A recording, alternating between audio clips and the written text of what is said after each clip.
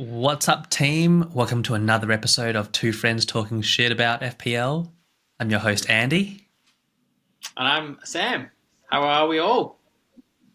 We are we are ready for EPL to come back. It's We very are. quiet when there's an international break. Yeah, quiet international break. COVID. It's boring as hell, but we're good. We're healthy now, and we are raring for the weekend. I think. Have you watched any of the special international fixtures? Because I know I have not seen or heard a thing. Look, I've followed progress. I haven't watched anything. So I heard about Haaland's poor performance. I've heard about Saka's injury. I've heard about Actually, there's a few more things I heard about. I can't remember now, but those are the two that stood out. But let's touch on those. So, what are we covering today? I think we're just any injuries that we've kind of we picked up on that we've heard about. We'll I thought it might be a good opportunity to have a chat. I know we talked in our preseason pod about the obvious wildcarding spots, and I know you went in the first window, and I went in what we thought was our second window. So I thought we could have a chat about what our wildcard teams would be if we went in this third window, which was after this international break for game week 8. Yeah, a bit of overview of how we think our season's gone so far. We know that game week 10 is kind of where we are kind of trusting our information. The teams down the bottom we think are going to be down the bottom at the end of the season. The teams at the top are going to be fighting. And it kind of gives us our indication. So what we've been saying all year, like, well, let's just wait and see on Palace. Let's just wait and see on Forest. To kind of think game week 10 is when we kind of know. So we're getting close to that point. So we can kind of have a gauge of how we think our decisions have been made so far and go from there. I think. Do you want to start by looking at anything that's cropped up, any injuries you've heard of, or anything? I know you mentioned Haaland and Saka to start with. Yeah, well, Haaland was just abysmal performance apparently for the team. Apparently the stats weren't good, and that's Yeah, as much as I heard about it. And I think I don't know. played. He's played 2 games. I think one was abysmal and one was all right. I've heard, Mm, Darwin Núñez played and wasn't amazing, um, mm.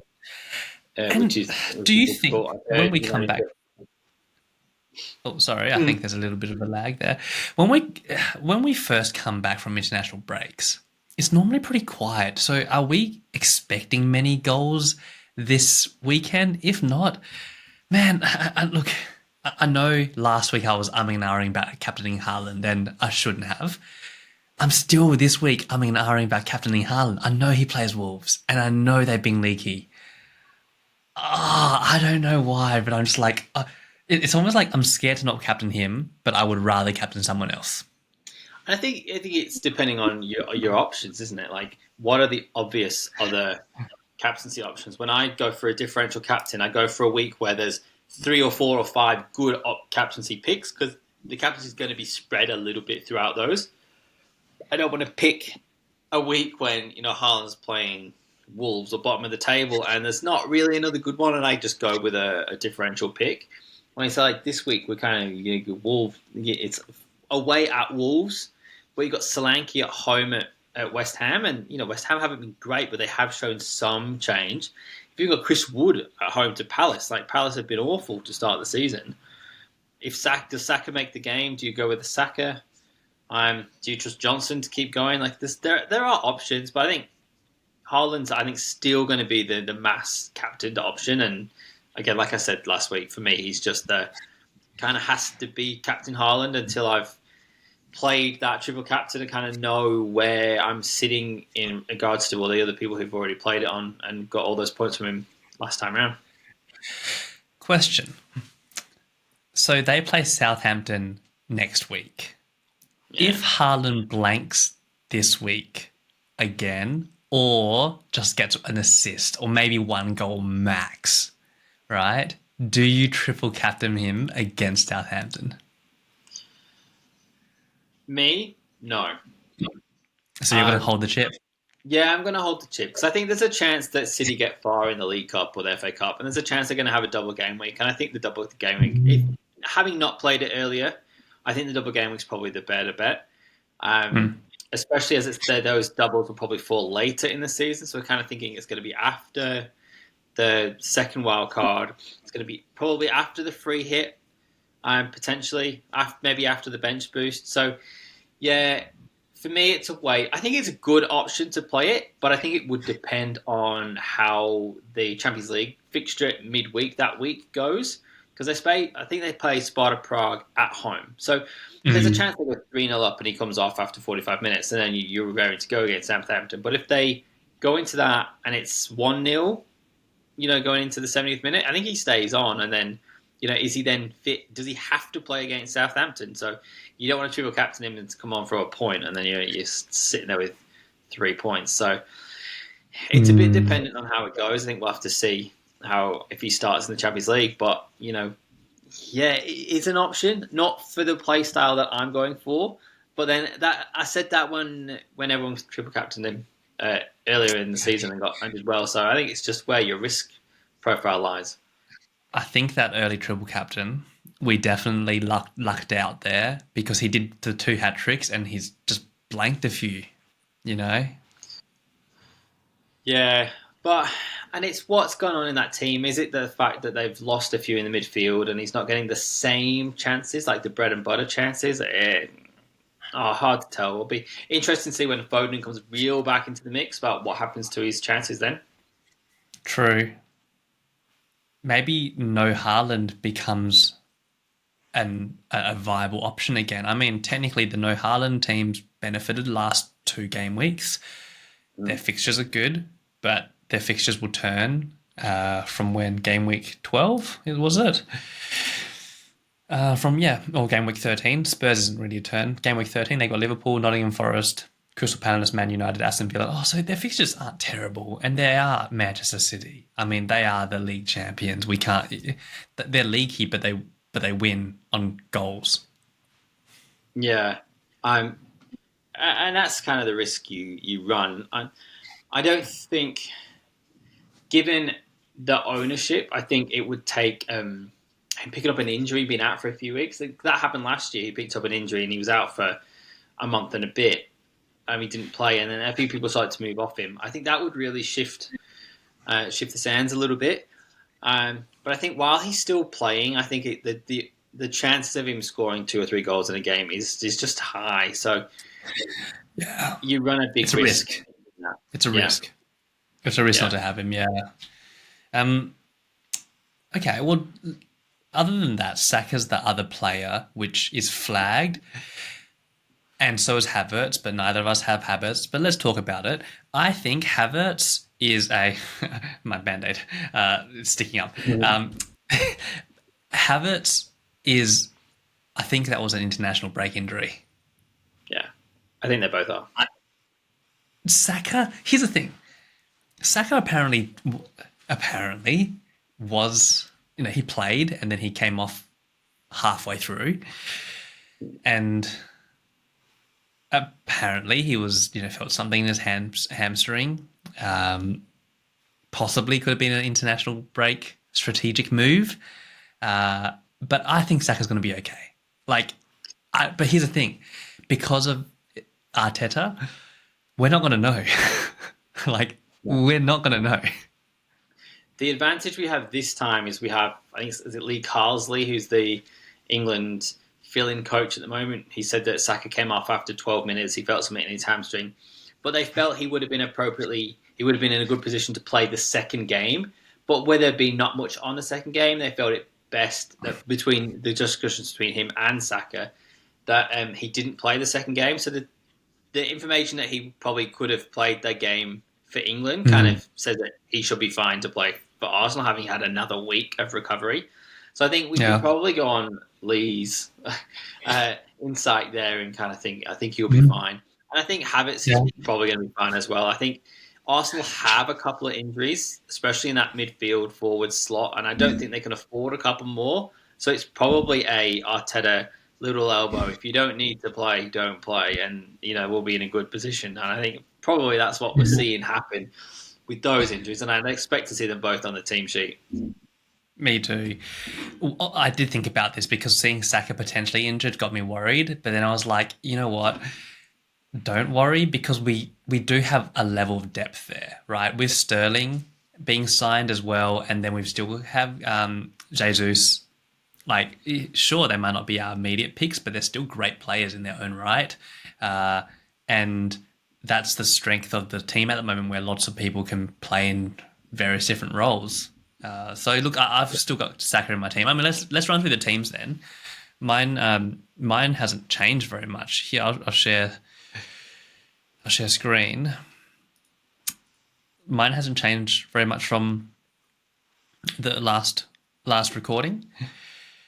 Brayer in goal, Justin, Gabriel, Aina at the back, McNeil, Saka, Mbermo, Johnson in the mid, Solanke, Watkins, Haaland with the captain armband on Haaland. And on my bench, I got Solicic, Rogers, Vandenberg, and Greaves. Now, I am tempted to swap Greaves and Justin because I'm playing McNeil. I know some people don't like to do that. They don't like to offset their attacker and defender. I like to do that. But Justin plays Southampton, and I don't know. I just kind of feel like I just brought him in, let him have a good run. Rogers versus McNeil is probably my only sort of in contention thing. I don't know whether to keep McNeil Ipswich away or Rogers Fulham away. Fulham have been pretty good defensively, so I'm more tempted to incline to keep McNeil on the field, and because I've got Watkins as well. But Rogers has been a really good player. Legitimately, this sounds crazy. I'm like 30% inclined to start Rogers over Watkins. Like, I really rate Rogers as a player. And I think it depends on how much time you're going to get. If you think Rogers is going to play 90 minutes and Watkins might play 60 again, like maybe he can assist anyone. And I think he has generally got the 90 and Watkins has generally come off. But Watkins probably has a higher ceiling. So it depends where your risk is. And then your McNeil conversation. I think you said you were looking between McNeil and Rogers. I think you go, like, you would say form over fixtures. But I think McNeil has the form and the fixture. Like, he's doing well and he's got a decent fixture. And Rogers' form's not quite as good and his fixture's not quite as good. So I think McNeil's I think you've got it right there. And again, you Justin and you Greaves. It's like, it just depends. Like, is the Everton that we've seen just before the international break, is that them getting better, or is that a blip that they've just had a bit of they've managed to score some goals? But I think I would play Justin over Greaves because I think you've got more like, I think there's probably a higher clean sheet potential and you've got a higher assist potential. But yeah, it's agreed. I think this will be my bus team for the week. The vice captain is on Solanke, but really it could be anyone. I expect Haaland to play against Wolves, so I don't expect the vice to kick in, but we'll see. Stranger things have happened. Yeah. And in terms of, you asked me a question about how many trades I've made. I've made 12 transfers so far. So we're on to game week 8. So not quite 2 per week. I mean, it's not as good as I thought you'd had. I thought you'd had a few more than that by now. Yeah, me too, to be honest. I'm a bit disappointed. I need to up my transfer game. What's happening, Andy? Oh, do you know what it is? The wildcard week. That week is like, would have taken me up to 14. Yeah. And game week 1, you can't make transfers from 0 to 1. So this does average out to be 2 a week if you take out the wildcard week and the fact that game week 1, you don't make transfers. Yeah. So it is 2 a week. Okay, good. Keep the metrics up, Andy. Good job. That's me. Let's have a look at your team. I'm keen to see what transfers you've made. But even though you're two transfers a week, I think you're coming out on top point wise with your transfers. You seem to have managed to pick the right move. So yeah. And I'm happy the team value slowly rising. Yeah, let's have a look. And that's your key goal, isn't it? Is to keep the team value going up. So I think you'll notice the only change that I've made in my team is I now have a Gvardiol sitting in defence. So I've mate, you got a freemium. Yeah, well, I had Conser in there, and he was a bit. He looked like he was out for a couple of weeks, and then Villa going to, I think it's a City Liverpool. You know, it's not a great run. So instead of sticking him on the bench for a couple of weeks and not having an option, I could have gone Rico Lewis, but a little, a little bit of me was going. If Guardiola goes off, I'm going to gain a little bit of ground, and he's probably my differential in the team. He's the one that isn't mass owned. What isn't mass owned? What is his ownership? Probably mass owned. 23. So it's still mass owned, but yeah, I thought he had a good chance of getting some points out of there. So I've got Raya in net, Alexander Arnold at home to Chelsea, Gabriel, Gvardiol in the midfield. I'm playing Mbumo, Johnson, Saka, Rogers, and up front, Solanke, Captain Haaland, and Chris Wood. Bench of Fabianski, Semenyo, Greaves, and Aina. Before I made my transfer, I did have a real debate about which defender to play. I was almost considering playing Trent, Gabriel, Greaves, Aina, and dropping Rogers to the bench and playing 4 at the back. Just because I think they could all get if you look at who they're playing. So you've got, Trent at Chelsea. I think you're probably looking at attacking there. Gabriel could easily get a clean sheet at Bournemouth. Greaves could get a clean sheet at Everton. I think we'd be a bit happier if it was a Leif Davis instead of a Greaves, and Aina could get a clean sheet at Palace. When you if I bring in Gvardiol, I don't think I can not play him, and then I don't know who to pick out of the other ones. So then, yeah, I think it's just going to shake out the way. I think Aina will probably be second bench spot ahead of Greaves. I think I prefer him coming on rather than Greaves coming on if one of those big three don't play. And then Semenyo just sitting there, probably in first bench spot, because I think if he has to come on, then he's probably got the biggest chance of getting something. Even though I don't really expect Bournemouth to trouble Arsenal too much. Premium Australia at the back. Is sitting there at 7. So 7 transfers. 7 transfers. So and I think that's a bit of team value built up as well. Yeah, what's it sitting at? There's 101.8 with 0.1 in the bank, so it's almost 102. I built about $500,000 on my wildcard week, just moving couple plays in and out. I got a double rise from Diaz and I had double rise from Salah before I moved him out. So I've made a little bit. Behind the 8 ball a little bit by having to get Haaland at a higher price and things like that. But here's the thing: I don't think you are. If you look at our mini league, because I look at people's team values and how much they have in the bank, mainly because of the game I play is a transfer game. If I'm losing out on team value, then I'm losing out on points and team value. That's I'm not doing it well, right? So the team value metric is important for me. Yeah, I think you're not behind the 8 ball at all. I think you're pretty much on par with like most people. If you look at a lot of people's team values, they're probably not even hitting close to 102. I was trying to see if there was an easy way to bring it up. Let me just try and find. No, you have to go. So you have to go into everyone's profile one by one. So I normally just look at the top 5. I look at the top 5 or something. Figure it out from there. Yeah.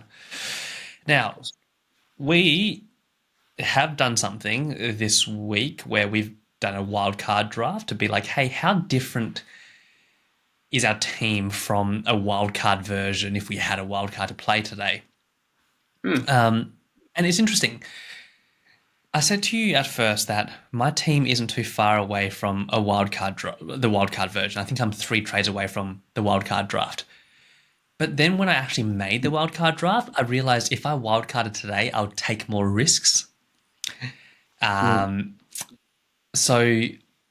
I am actually a little bit further away from my wildcard draft than I originally thought, although it's still achievable. I'm keen to see yours as well. Do you want to go first, or would you like me to?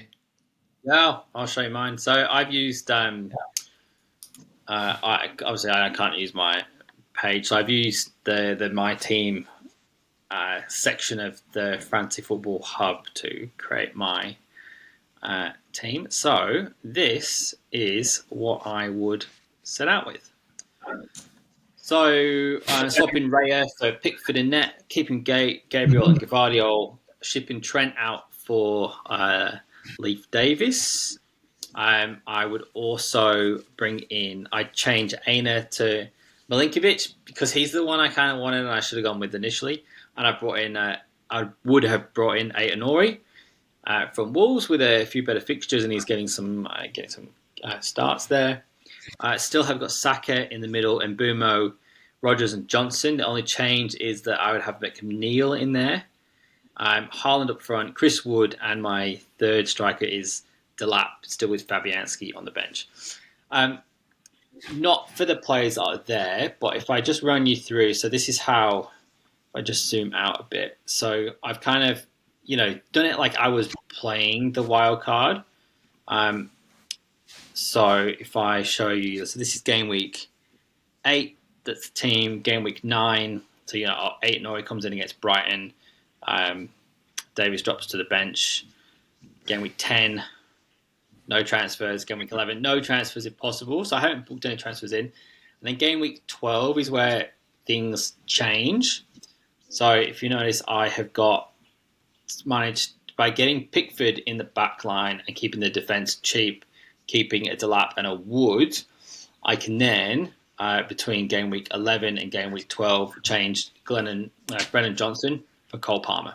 And then Palmer comes in for the good run of fixtures from game week 12 onwards. And that still leaves its 0.3. It gives you a little bit of variance just for the price rises. But I'd expect the team to kind of still rise in price. I think if Johnson might move out earlier if he was to stop scoring and maybe change to a Madison or someone like that. But sitting here with a team with, we talk about Everton's fixtures and how they've been playing. So a Pickford in there. I'd like a 5-5. I'd like to keep Raya, but this doesn't quite stretch that far without me being quite weak in other places. Keeping in mind that this would run into the festive fixtures and the fixture congestion. So I would want playing players on the bench. On the bench, I've got 3 players who are going to start every game unless they're injured. Well, not Fabianski, but as long as you've got Pickford, I think you're fine. And then it's still got Gvardiol, Gabriel, Saka, Palmer, and Haaland. So there's still like a very strong core. So yeah, that's. I'll flick you back to game week 8, wherever we are now. So I can see they got a 96% team rating from the hub, with the little thing that they do. So yeah, that's how I would go with now. So obviously the difference is there's quite a few. Would be Pickford, Davis, McNeil. Delap, Aitonori, Milinkovic. So it's like 7 differences to the team I've got now.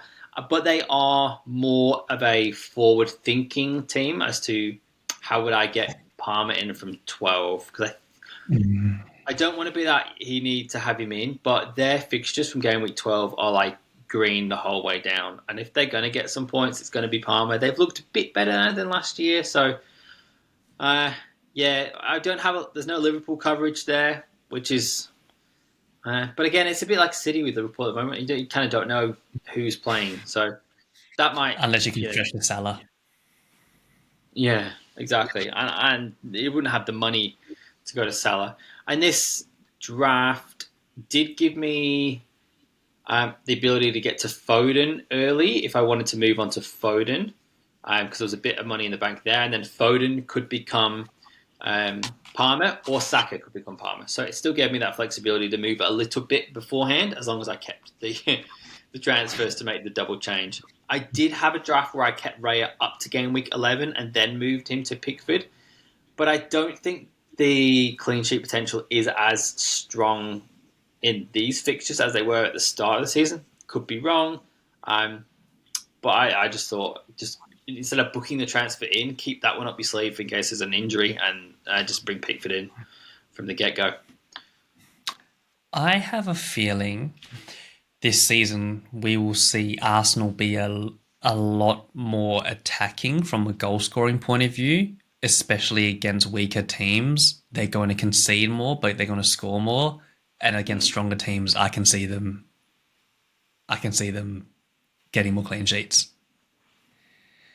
Yeah. So, like, it almost seems like they're experimenting a bit more against teams they think they could, that should be they should be able to win that. But I don't know. That's from my very limited football knowledge. Yeah, and I think Arteta he's seems to be a smart manager, and I think he's going to be aware that it it's been a close run thing for a few seasons, and it's been when it gets to the pointy end of the season, Arsenal, Liverpool, whoever's up there is going. We have to beat City on points because we are not even Mhm. close to them in the goals.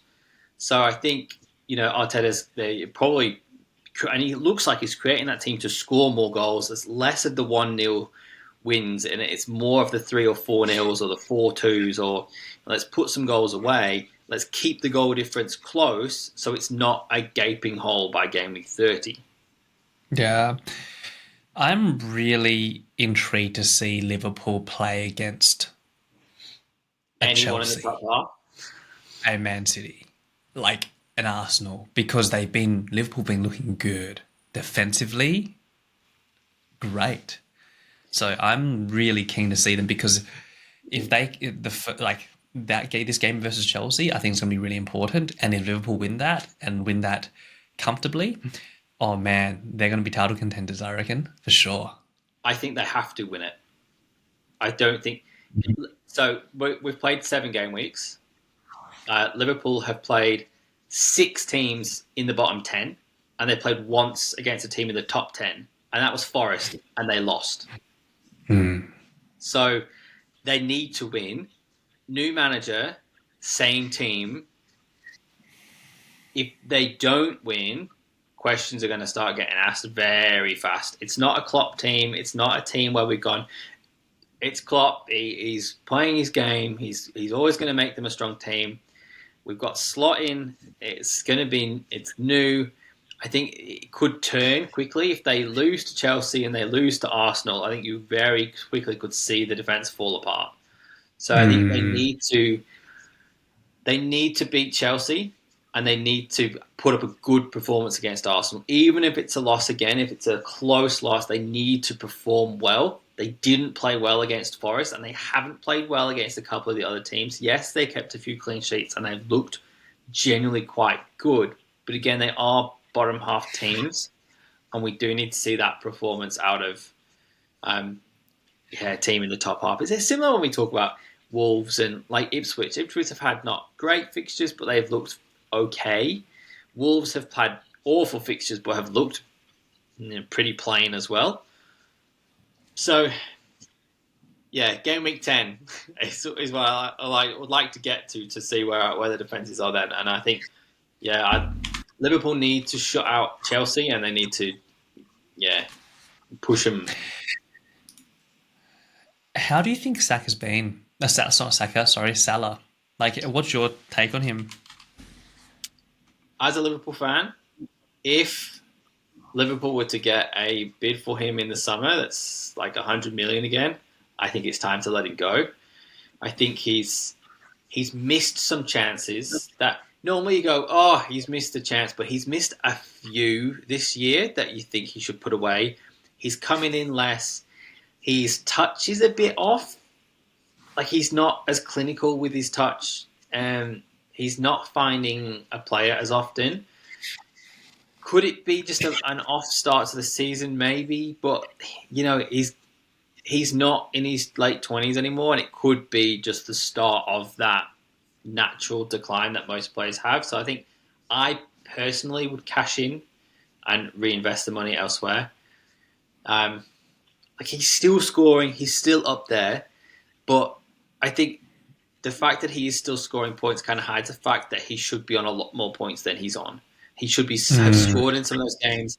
And some of those assists, he got an assist for that Darwin goal when he played the ball in about 20 seconds beforehand. Like, that was lucky to get that assist.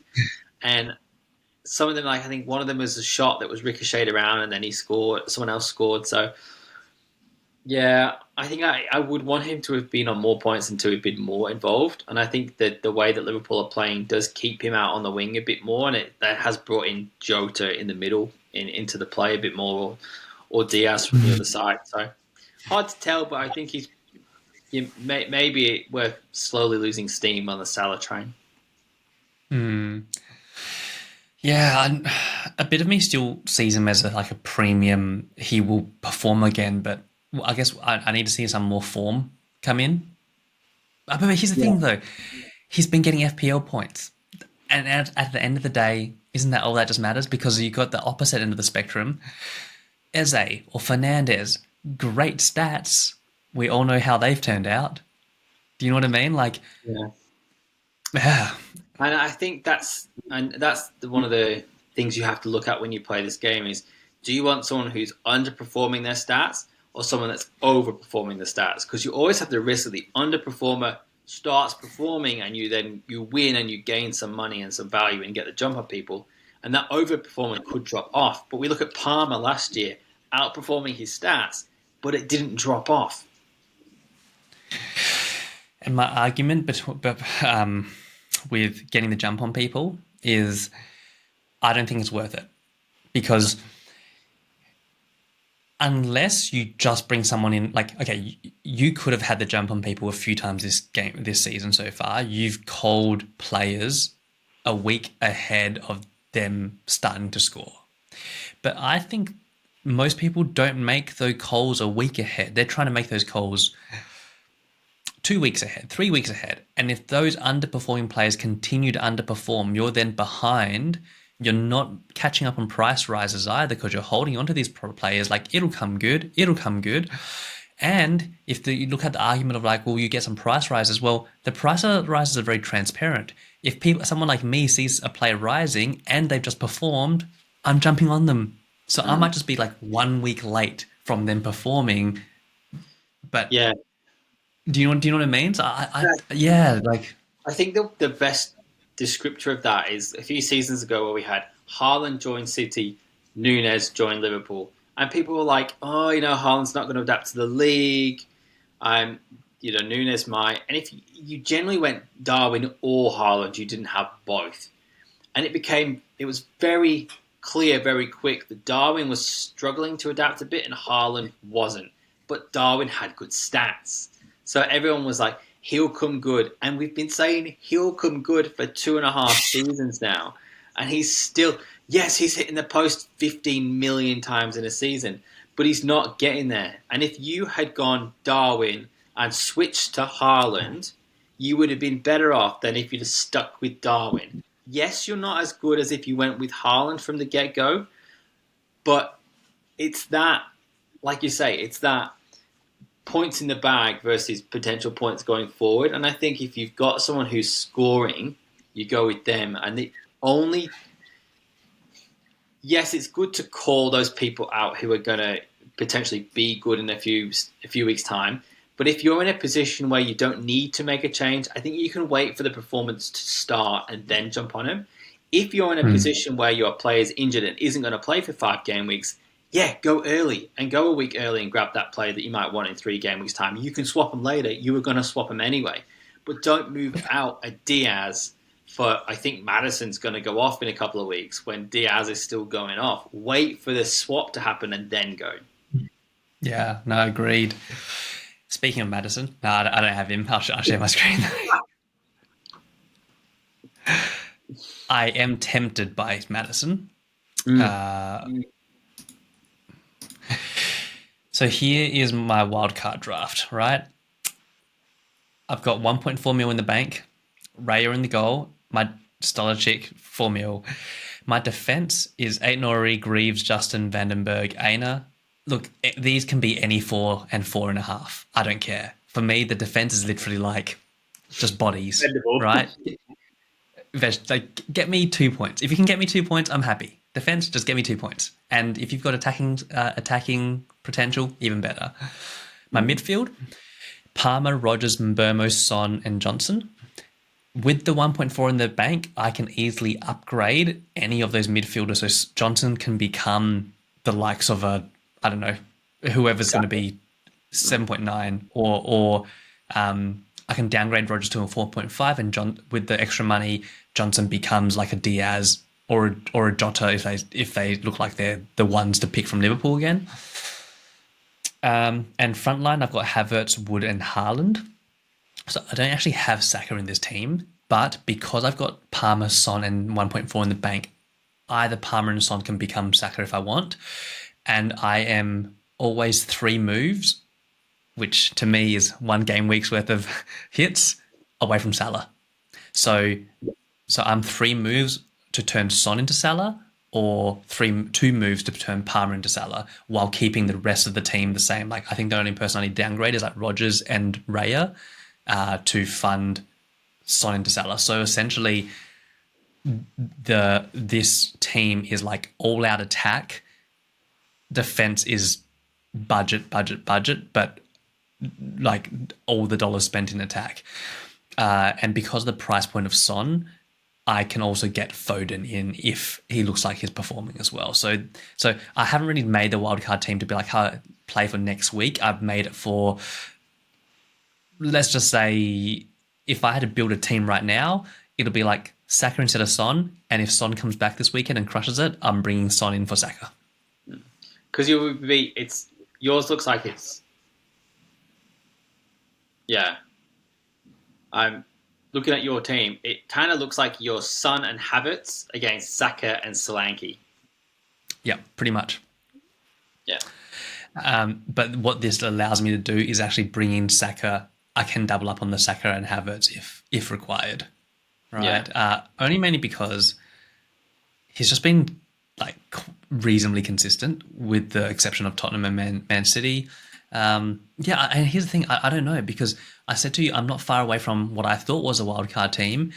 I'll show you. Like this was my other idea of the wildcard team, which I am actually building towards. Downgrade Watkins, bring in the likes of a Chris Wood. I've got 5.6 mil in the bank, which gives me 11.1 million to spend on anyone, which brings in Palmer. Right? And this lets me keep Gabriel. So this was my other option. This, like, as you see, I'm only 2 moves away from my alternative wildcard team. I'll keep Gabriel. Maybe I downgrade Rodgers, and then that gives me enough to turn Palmer into Salah whenever I want. But we'll need to see some form out of Salah first. Yeah, and I think if you've got Gabriel and you don't have a wild card, I think you stick with them because they haven't shown signs that they're going to dramatically drop off. I think I'm a bit more. I'd rather keep a Gabriel than a Trent, I think, because they still seem to have the same attacking value, and you get a bit more from Trent. And again, Arsenal have played some tougher fixtures, whereas Liverpool haven't. The doubling up Raya and Gabriel would be the tricky bit. It's like, if they are turning, do you want the double? But again, I think if you're going to move to the smaller defence, I think you can keep it until it doesn't work anymore. And reality is, because of Gabriel's price point, he can become any one of the other premium, except for Trent, any one of the other premium defenders, right? So he can become the Vardy or like Van Dijk or someone like that. So yeah, this is probably what I'm building towards. Whereas this one here is more of like the risk taking draft, for lack of a better term. But when I look at them, really, I don't know. I think this one looks stronger. The defense has at least one premium player. Yeah, and it's that, isn't it? Like, how is it now, and how would your thoughts be after game week 8 when we've had a few more fixtures? So let's just, I'll shoot up the fixtures that we've got for this week, and then, because like, how would your thoughts have changed? Like, Spurs West Ham probably doesn't change. I don't think that changes the picture too much, but if you look at Wolf City, Liverpool, Chelsea might change who you go for there. If Liverpool spank Chelsea, then maybe that puts you off the Chelsea assets a little bit. Forest Palace probably makes you want to bring in Forest if they do well. But like Newcastle, Brighton, we can see, what are those two teams doing? United, Brentford is a good one. Ipswich, Everton. Like, there's a fair few fixtures in there that we've got players who are deciding between the two teams. Like, if you're looking at defenders, I think a lot of us have got, do we bring in a cheap Ipswich or a cheap Everton? Do we bring in a cheap Man United for their run, or the Brentford? Like, do we bring in Newcastle mids or Brighton mids? Like, this could answer quite a few questions this week. Like, what Wolves are we going to see against City? Are City going to steamroll them? Are they back to their winning ways? Is Foden in the picture? Even Arsenal away at Bournemouth, it's not an easy fixture. Like, Bournemouth at Vitality are good. So Yeah, and it's like I think with the wild cards, it's you make a wild card this week, but like next week, your wild card team might be completely different because you decide I want Palmer, and you didn't have Palmer before, but he's a million more, so now you have to move a whole half your team around to be happy with where you've got it. Yeah, no, absolutely. And the one thing we can count on, Mbomo scoring in the first minute again. Well, I mean, it's they're playing United at Old Trafford, so anything can happen. It could be 6-0 Brentford there. Oh, mate. Okay. Before we wrap up, score predictions. For the whole lot. Yep. All right, let's have a look where we start with. Spurs West Ham 3-1 Spurs. Do you want to do yours Yeah. at the same time, or do you want to run through yours Yeah, after? we'll do it at the same time. Okay, so you're 3-1 Spurs. Yeah. I would say a 2-2 draw. Fulham Villa, I'd probably go a 1-0 Villa.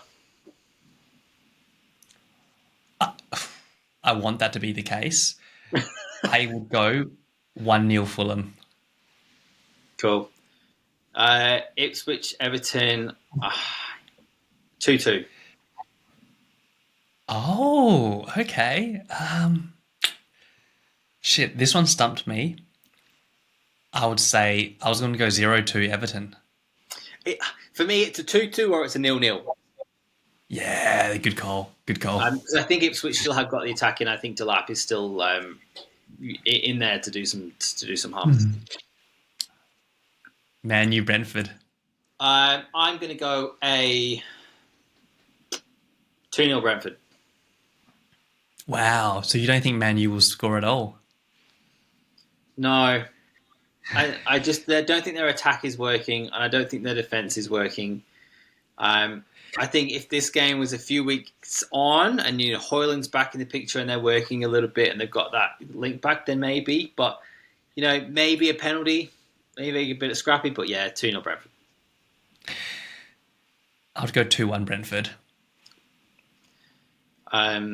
Newcastle Brighton for me completely depends on if Alexander Isak is back.